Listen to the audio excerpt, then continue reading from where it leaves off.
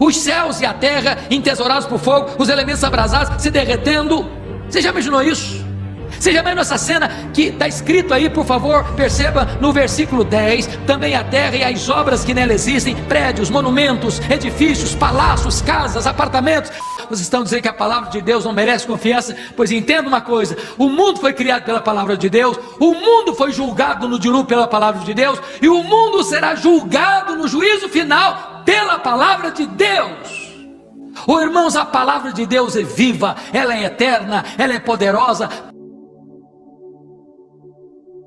Podem os homens se levantar, podem os críticos se levantarem, podem os céticos se levantarem, podem as fogueiras arderem, e a palavra de Deus, sobranceira vitoriosa, prosseguirá a sua marcha. Ninguém pode destruir a palavra de Deus. Pois bem, agora vamos entender o que Pedro agora vai nos ensinar. Veja você, no versículo 7, que Pedro está dizendo que os céus que agora existem e a terra têm sido entesourados para fogo. Se o primeiro juízo do dilúvio veio em água, o segundo juízo virá em fogo. Mas chama a sua atenção agora para o versículo 10. Você pode ler o 10 comigo? Vamos juntos? Virá, entretanto, como ladrão,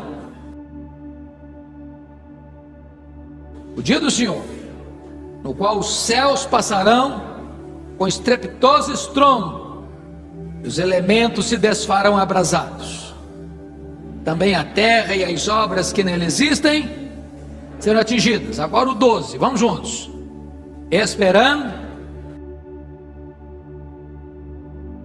e apressando a vinda do dia de Deus, por causa do qual os céus incendiados serão desfeitos e os elementos abrasados se derreterão. Eu confesso para vocês que, por mais fantasiosa que seja a mente humana,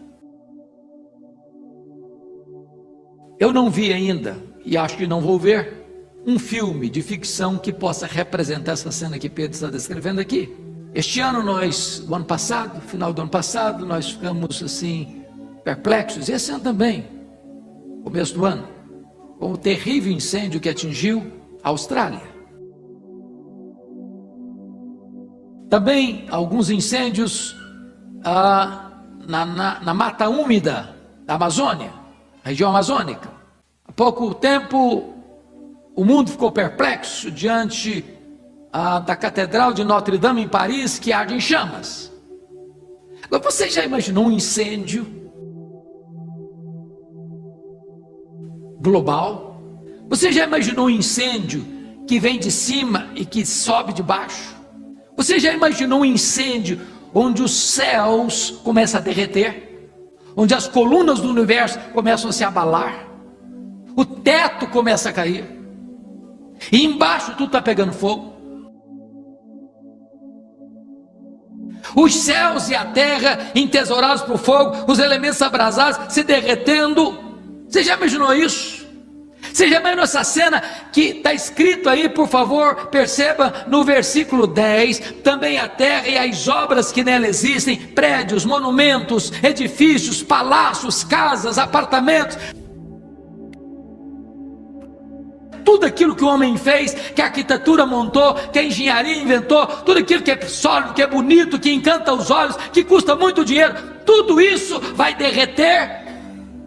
Esta cena está para lá de qualquer filme de ficção.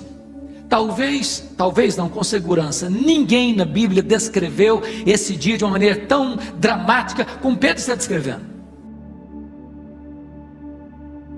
Qual era a pergunta dos falsos mestres para questionar a palavra de Deus? Onde está a promessa da sua vida? Essa é a pergunta. Mas essa pergunta não é só dos falsos mestres, não. Essa pergunta é dos crentes.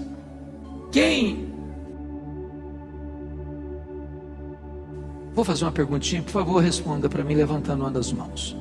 Quem aqui pertence à quarta geração de crentes? Seu bisavô foi crente, seu avô foi crente, sua mãe foi, seus pais foram crentes, e você também é crente. Quem? Levanta a mão. Louvado seja Deus. Então seus bisavós falaram sobre isso. Se você teve o privilégio de conviver com seus avós, você sabe que seus avós também falaram que Jesus voltaria. Seus pais falaram disso para você. Hoje você está falando dessa mesma verdade. Aí levanta um crente e fala, mas puxa vida, mas Paulo já esperava a segunda vinda dele para o tempo dele. Pedro também. Já passaram 2000 anos, e cadê que ele não volta? De repente, a pergunta dos falsos profetas, dos falsos mestres, começa a ecoar no seu coração, no meu coração. Cadê que ele não volta? E quando os crentes começam a querer muito que Jesus volte, não é por causa de Jesus, não é porque ele está querendo sair dessa perrengue que ele está. Então, como é que Pedro trata desse assunto? Olha a resposta de Pedro. Versículo 8, vamos ler junto comigo? Vamos lá? Todavia, uma coisa, amados, que não deveis esquecer, que para o Senhor, um dia como 1000 anos, 1000 anos como um dia. Então, a maneira de Deus lidar com o tempo é diferente da minha. Eu só consigo lidar com o tempo em passado, presente e futuro. Deus não tem nem passado, nem presente, nem futuro, porque Deus é o eterno no agora dele. Então esse negócio de ficar contando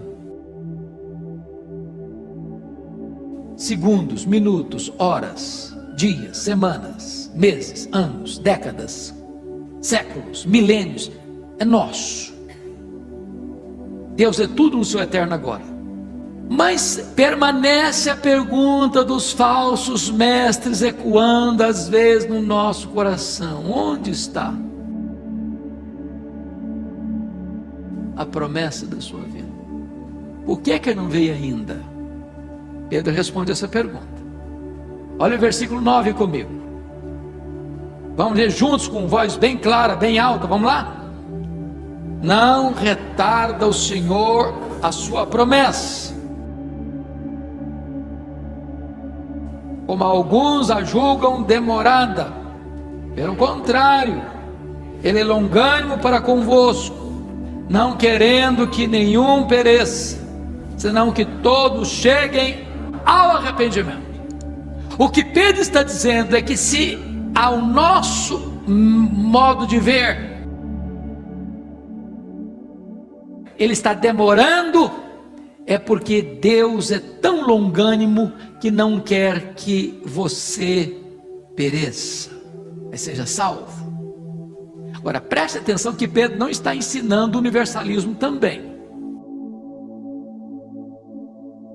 Pedro está dizendo que Deus espera que todos os homens, sem exceção, sejam salvos, não.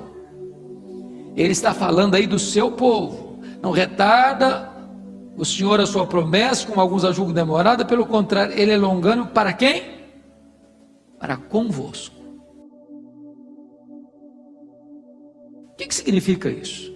Deus tem um povo, a quem ele escolheu na eternidade, por quem Jesus morreu na cruz, e esse povo precisa ser chamado para o Evangelho. Chamado para o Evangelho. Você acha que Deus tem muito povo em São Paulo? Essas pessoas precisam ser chamadas para o Evangelho.